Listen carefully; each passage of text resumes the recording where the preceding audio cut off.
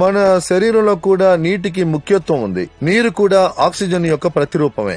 88% oxygen, మిగతా hydrogen తో కలిసి నీళ్లు ఏర్పడుతున్నాయి. నీళ్లని మీరు అలా ఓపెన్ గా పెడితే 2-3 రోజుల్లో ఆవిరైపోతుంది. సో నీరు కూడా ఆక్సిజనే. తర్వాత మ్యాగ్నెటిక్ వాటర్ తాగడం వల్ల ఏంటి బెనిఫిట్స్ నేను చెప్తాను.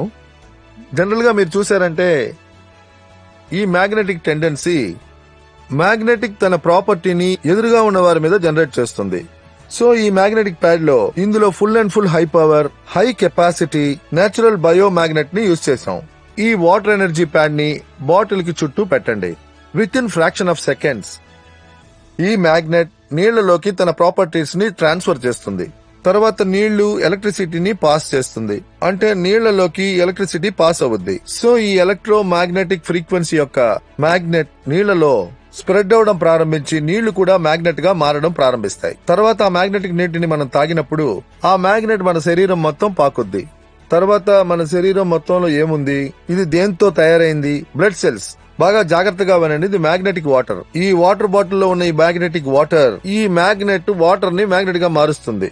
తన ప్రాపర్టీని నీళ్లలో వదిలేసింది. అందువల్ల అది మ్యాగ్నెటిస్ అయింది. అందువల్ల మీరు తాగిన నీళ్లు మ్యాగ్నెటిక్ అయింది. ఇంతకు ముందే నేను మీకు చెప్పాను మన బాడీ దేంతో తయారైంది? Blood cells. బ్లడ్ సెల్స్ లో ఏముంది? హీమోగ్లోబిన్.